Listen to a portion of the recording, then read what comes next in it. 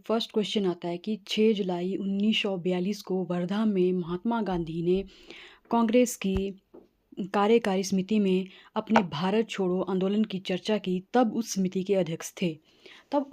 के अध्यक्ष थे मौलाना अबुल कलाम आज़ाद। ये इसका आंसर आ जाएगा।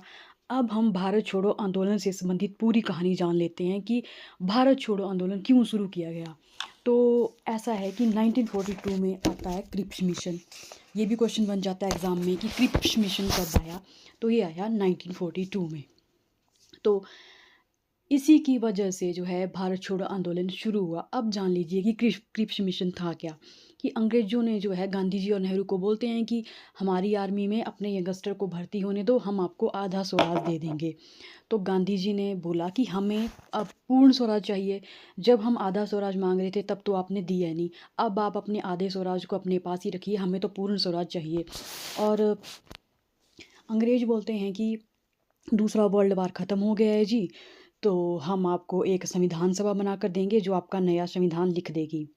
तो महात्मा गांधी जी और नेहरू जी ने बोला कि इन्होंने तो कई बार हमारा बेवकूफ़ बनाया है, लेकिन इस बार हम नहीं बनेंगे। तो क्योंकि प्रथम विश्व युद्ध के दौरान भी अंग्रेज़ों ने कई वादे किए थे कि हमारे यंगस्टर जो हैं उनको हमारी आर्मी में भर्ती कर दो, हम आपके लिए ये करेंगे वो करेंगे, लेकिन किया कुछ भी नहीं था, डाला था उनको जेल में।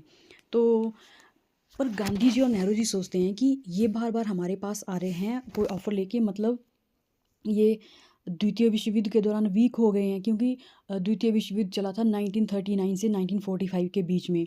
तो उन्होंने बोला सोचा कि गांधी जी और नेहरू जी ने सोचा कि ये तो वीक हो गए हैं, अब हमें इनकी इस वीकनेस का फ़ायदा उठाने चाहिए। हम मूवमेंट शुरू कर देते हैं, अब ये वर्ल्ड वार सेकंड संभालेंगे या फिर हमारा मूवमेंट संभालेंगे। तो महाराष्ट्र में नागपुर के पास एक जगह है वर्धा, यहाँ पे मीटिंग बुलाई गांधी जी ने कांग्रेस वर्किंग कमेटी की। कांग्रेस वर्किंग कमेटी ये आज भी वर्क कर रही है राहुल गांधी जी की देखरेख में। तो भारत छोड़ो आंदोलन का फ्रेमवर्क तैयार हो रहा है यहाँ पे।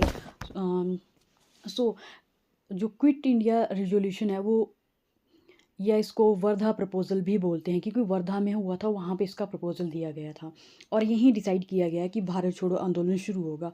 वर्धा प्रपोज़ल जो है भारत छोड़ो आंदोलन से रिलेटेड है। 8 अगस्त को ऑल इंडिया कांग्रेस कमेटी की बैठक हुई मुंबई में और इसके चेयरमैन थे महात्मा गांधी। और यहीं पर मुंबई में एक मैदान है ग्वालियर टैंक। अब इस मैदान को अगस्त क्रांति मैदान के नाम से जाना जाता है और यहीं पे गांधी जी ने नारा दिया था, करो या मरो, डू और डाई। अंग्रेज चाल चलते हैं कि 9 अगस्त को आंदोलन शुरू होना है और 8 अगस्त को रात 12 बजे गांधी जी को अरेस्ट कर लेते हैं और जेल में नहीं डालते हैं, पर उनको हाउस अरेस्ट किया जाता है, मतलब नज़रबंद किया जाता है अपनी बीवी के साथ। आगा खां पैलेस है एक। तो उन्होंने एक 0 आवर ऑपरेशन शुरू कर दिया इन क्रांतिकारियों को पकड़ने के लिए।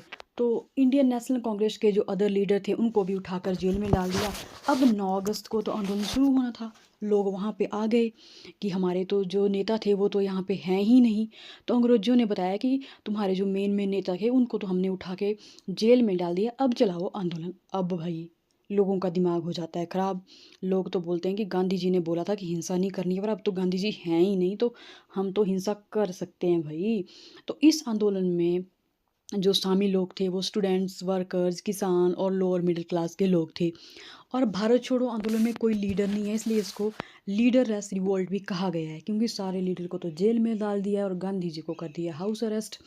तो सभी लोगों ने आंदोलन को लीड किया और जहाँ जहाँ इनको अंग्रेज़ दिखे उनकी कुटाई सुताई सब कुछ मुरम्मत ढंग से करी और अंग्रेज़ प्रॉपर्टी को जला दिया, रेलवे पटड़ियाँ जला दी, रेलवे पटड़ियाँ उखाड़ दी, बसों में आग लगा दीजिए।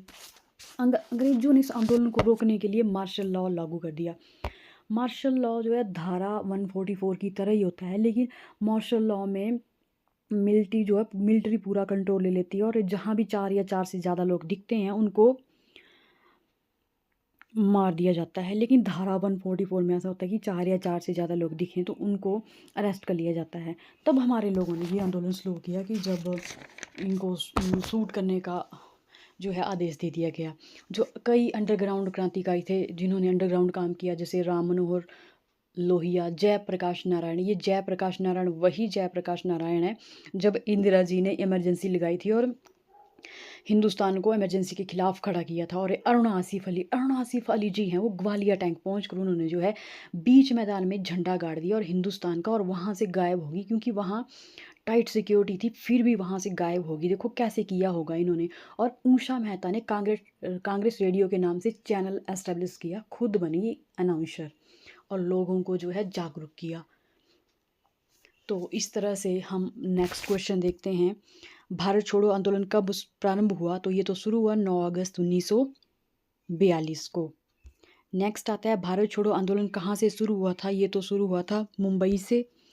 यह कथन अब हम भारत को या तो आज़ाद करेंगे, आज़ादी के प्रयास में दिवंगत होंगे, किससे जुड़ा है? ये भारत छोड़ो आंदोलन से जुड़ा है। करो या मरो का नारा किसने दिया? ये नारा दिया जी महात्मा गांधी ने। भारत छोड़ो आंदोलन किसकी प्रतिक्रिया में प्रारंभ किया गया? क्रिप्स प्रस्ताव, हमने शुरू में बोला कि क्रिप्स प्रस्ताव लेके आते हैं इंडियंस के लिए, गांधी जी और नेहरू जी मानते नहीं और वो कर देते हैं शुरू भारत छोड़ो आंदोलन। और 1942 के भारत छोड़ो आंदोलन के संबंध में कौन सी एक टिप्पणी सत्य नहीं है? यह आंदोलन हिंसक था, ये बात वही सत्य नहीं है, ठीक है। उसका नेतृत्व गांधी जी ने किया था, ये भी सत्य नहीं है। ये आंदोलन स्वतः प्रवर्ती था, ये सत्य है। इसे सामान्य श्रमिक वर्ग को आकर्षित नहीं किया था, ये बात भी ये बात जो है सत्य है। तो इसका, हाँ सॉरी, इसका आंसर हो जाएगा, इसका नेतृत्व गांधी ने किया था। गांधी जी ने इसका नेतृत्व नहीं किया था, क्योंकि गांधी जी तो नजरबंद थे। इसका आंसर आएगा बी। निम्नलिखित में से किसने 1942 में भारत छोड़ो प्रस्ताव का समर्थन किया? सरदार वल्लभ भाई पटेल जी ने भारत छोड़ो